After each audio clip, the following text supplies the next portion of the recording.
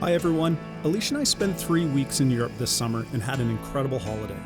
Our trip included stops in Florence and the Tuscany region, Cinque Terre, and underrated Ispra, Italy. But our journey started in the fascinating city of Berlin. This summer was a perfect time for us to travel to Europe, as Alicia is just embarking on a new career as a travel agent with Expedia Cruises. We spent 8 days in Berlin, and it was a very emotional holiday for us as Alicia was back to the city again for the second time after visiting 8 years ago with her grandparents. We were traveling on our own as being with family who were happy to guide us on our stay. These are our 8 days in Berlin. We've traveled quite a bit in the last 13 years, but this was the first time we took the Via train from Kingston to the Pierre Elliott Trudeau International Airport in Montreal. If we can give you a suggestion, do this. No driving, no park and fly, just convenience. The Dorval train station is literally across the street from the airport. A quick bus ride and boom, you're at the YUL.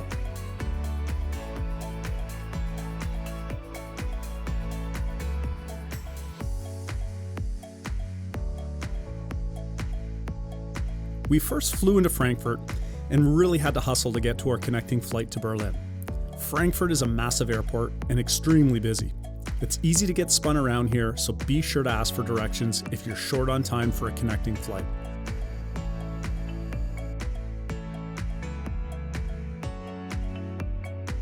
Once we got to Berlin Brandenburg Airport, it was a much different vibe. Smaller, slower paced, and extremely well mapped out. When you grab your bags at the luggage carousel, the easiest way to get into the Stadtzentrum is to purchase a train ticket. You will see these machines after you grab your luggage. A ticket costs €4 per person, and the S train goes directly to Alexanderplatz, which is about a 40-minute train ride.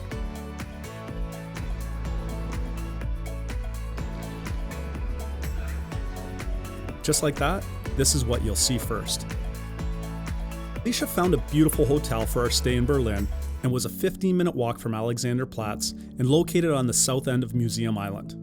Capri by Fraser was a slick hotel, close to many of the major sites, as well as having a bus stop right out front, making it easy to get around the city. Be sure to order a transport pass for the week, and we selected the BVG pass. This will let you ride any of the transport methods from the S-Bahn, U-Bahn, the tram, or the bus. It's also the Berlin welcome card, so be sure to check out which card works best for you during your visit to Berlin. Night one, we were pretty tired from our flight, so we stayed close to the hotel and took in the surrounding area sites. I was totally speechless wandering the streets and seeing the sights. The buildings were monuments in themselves with statues and fountains everywhere.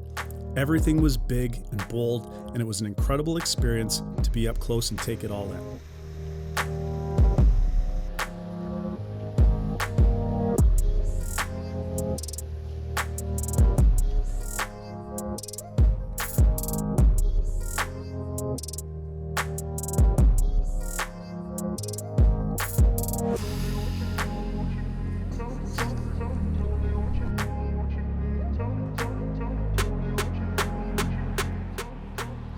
The part that really got me on this night was seeing the remnants of the street fighting that took place here during the Second World War. Evidence of those historic moments have remained untouched on so many buildings, and it was hard for me to process what it was I was actually seeing. I had been in Berlin for half a day and was already in awe.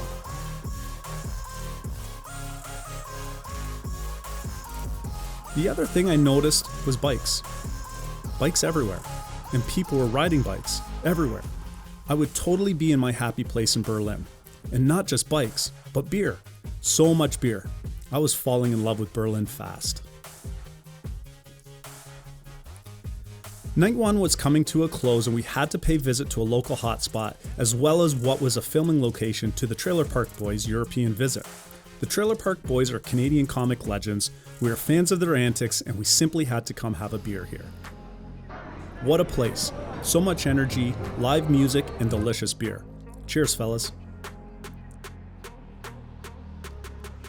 So day 2, Alicia and I were meeting her cousins Regina and Rainer. It was a nice addition to the trip, knowing we had local guides to share our experience with while being on a holiday. They opened their home to us, made us a nice traditional German lunch, and then it was off on 2 wheels for a cycling getaway. The bikes were much different from what we are used to riding, and it was going to be a bumpier ride than normal, but that's okay. This ride wasn't about speed, but about taking in the views. The ride was also not just about the scenery, but personal, as Regina brought us to Alicia's grandma's childhood home, where her father worked as a tailor. Both Regina and Rainer had lots of stories to share, and were very proud to show us this part of Berlin by bike. The next stop, the Tempelhof Airport. Being at the Tempelhof really moved me. I had seen pictures of this place in books and heard the stories that this site had provided us in history. Seeing the long runways and the original fencing and brick walls just left me shaking my head. Really cool experience. Another stop we made this day was another location where Alicia's grandmother lived as a child in Berlin. It was a very touching moment, and the shop owner came out to say hello and inquired to why we were there.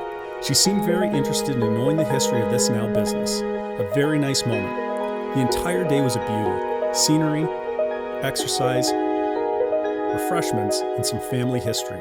Day 2 was in the books. Our first stop on day 3 was to see the Jewish Memorial. When you're in Berlin, please take the time to visit this site.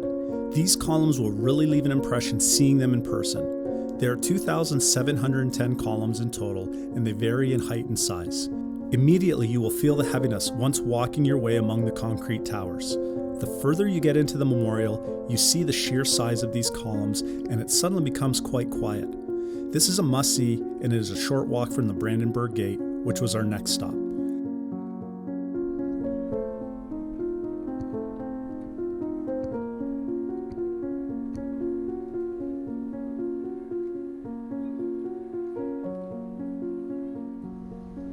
Like everything else we had seen so far, this was incredible. The size of the gate was impressive, and again it was hard to imagine that just a short time ago, a wall dividing the city of Berlin stood just meters from this monument. Such a massive piece of German history, and it was so cool to see it and walk from one side to the other. A short walk from here took us to the Reichstag, an impressive sight once again of the parliament building of this incredible country. You can enter the Reichstag and view the city from the glass dome, but we passed and decided to continue our walk through the Tiergarten and view the Victory Column. This park is big, and again, statues and monuments are located throughout the park, and once again, displaying the historic evidence of the Second World War. The Victory Tower is located in the center of a large roundabout, and to get there, you'll find an access point which takes you underground and to the column.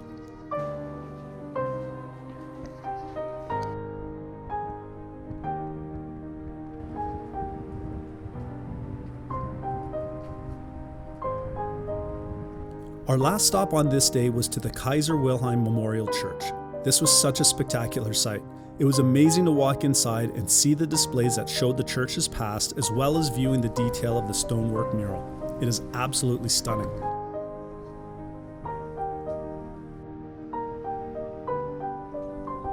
Day 4.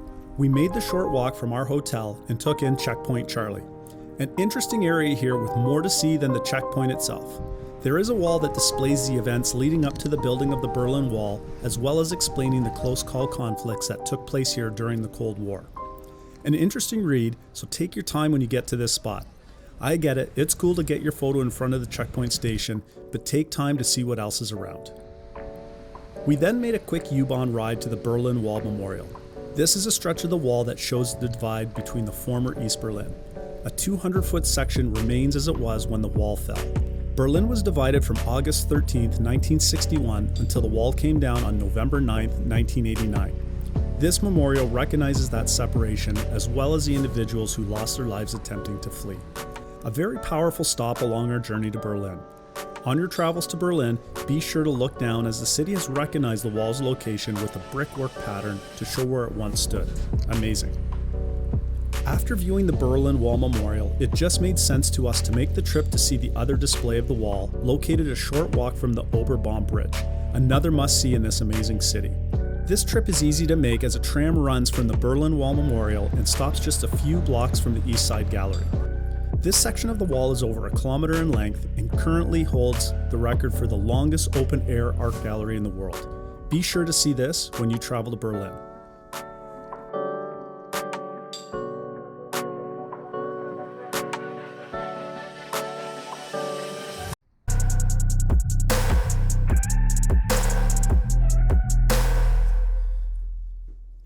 Day 5 began with a leisurely stroll through the famous Berlin Zoo. This was Alicia's grandparents' favorite spot in Berlin, and although it's not a big zoo, there's plenty to see when you get here. The zoo is well laid out and perfect for young families to get around, and it doesn't have the hustle bustle of large crowds like other zoos. It was a very relaxing day, enjoying the animals and the beautiful gardens that ran throughout the park. There are also some pretty groovy statues here too. The zoo ticket will cost approximately €20, so it's not a bargain, but it is a good stop on your stay in Berlin.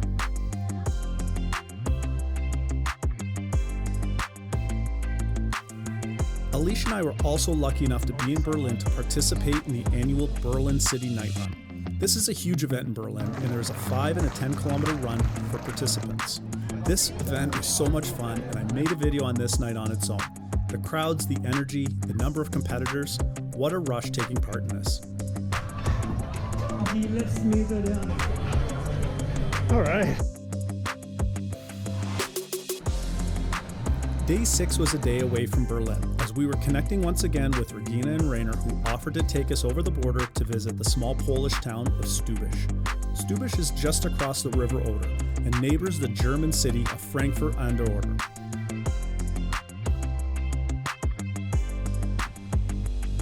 Once you cross the bridge and begin to wander the streets, you will notice a different feeling, almost a heavy feeling. It is really hard to describe, but I just didn't feel a positive vibe while being here. Nonetheless, it was interesting to see the differences in our short time here, and remember, if you cross the border to Poland, they have their own currency, so you will need to exchange euros to zloty. One thing that was amazing in Stubisz was this restaurant. We wanted to visit Poland because it was accessible from Berlin to take a day trip and to try authentic Polish pierogies, and man did we get them here, amazing. On our return back into Germany, we took the time to take a short hike to the Aussichtspunkt Oderland. This is a short hike, and it was in these fields where the Russians staged one of their last major offensives, which eventually led to the Battle of Berlin. Many key battles took place in these fields, and you can learn more on the Battle of the Oder-Neisse by checking out the link I provided in the descriptions. Once again, an incredible day in Germany. Day 6 was a very emotional outing as Alicia and I made the short walk to visit her grandpa's childhood home, which was just a 10-minute walk from our hotel. Grandpa's home was located just feet from where the Berlin Wall would have stood.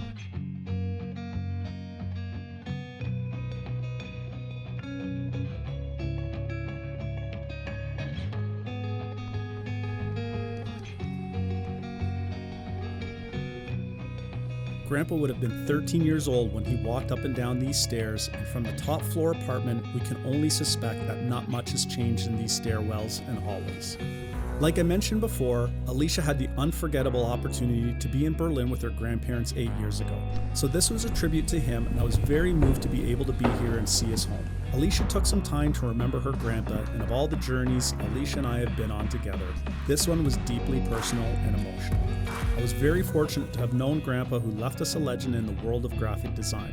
I'm so happy that we had a chance to see his home and for Alicia to see it one more time and be able to share this memory with her. And I said no. We had 3 more stops on this journey, and one was walking through the oldest neighborhood in the city of Berlin, Nikolai Viertel. Walking these narrow streets will take you back in time, and this historic part of Berlin has plenty to offer from museums, restaurants, cafes, and shops. Be sure to stroll through Nikolai Viertel.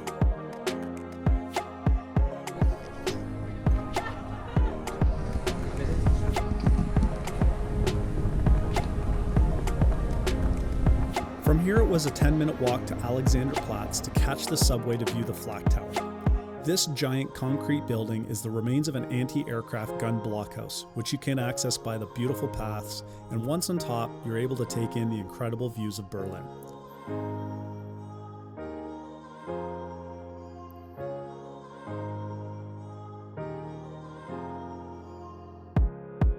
You are able to also see the remaining damage this tower took from the bombardment, which shows you just how durable this fortress was to withstand the shelling.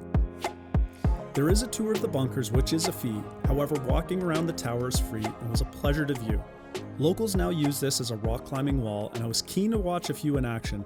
However, the weather wasn't great for rock climbing. Next time.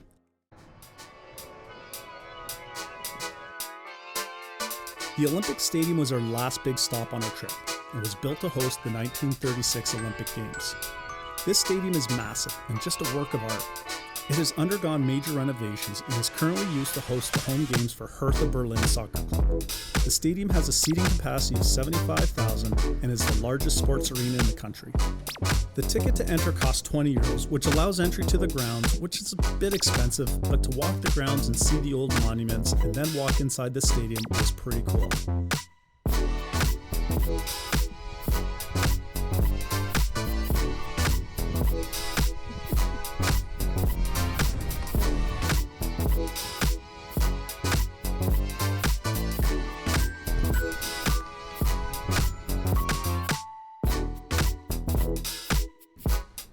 Before leaving, we took a stroll through the Hertha's merchandise shop, and it was a challenge to walk away and not pick up a souvenir.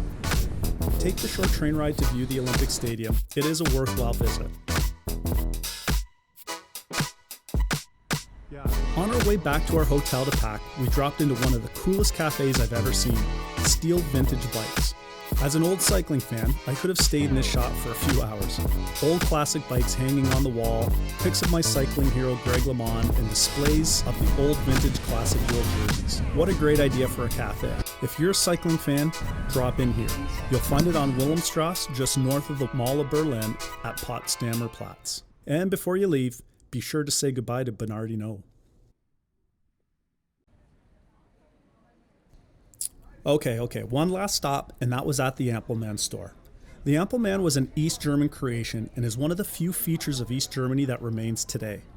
The Ampelmann will be seen at all the crosswalks in Berlin, and it has become so popular it's received legendary status as well as having its own store. It's a pretty cool thing, so be sure to pick up a trinket before you leave Berlin.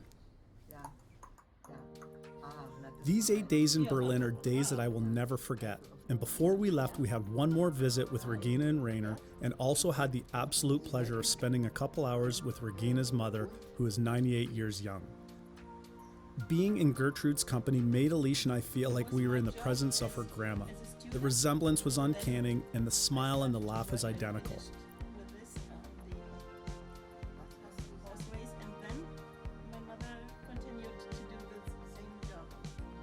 Regina did the translation for us during the conversations, and listening to what Gertrude had to say and share just added an extra element of emotion to what was already a deeply emotional visit to Berlin. What a great experience. So this was the end of our Berlin journey, and what a journey it was. Berlin is a big city, yet I left feeling like I wasn't in a big city. It's hard to explain, but it just seemed to have a slower pace for a city this size. 8 days in Berlin is plenty, yet there's so much to see and do. A 2-week holiday would be ideal. I absolutely loved this city and thoroughly enjoyed walking the streets, having a beer here and there, eating the amazing food. But more than anything, it was having the moments with Alicia's family that moved me the most and the part I will cherish from my visit to Berlin. Make sure you see Berlin when you're traveling in Europe. You will be amazed at the scenery, the people, the culture, and the history. Thanks for watching, everyone, and if you're looking for a travel agent, you can find Alicia on Instagram, and if you have any questions, please leave a question in the comments section, and I'll be sure to get back to you.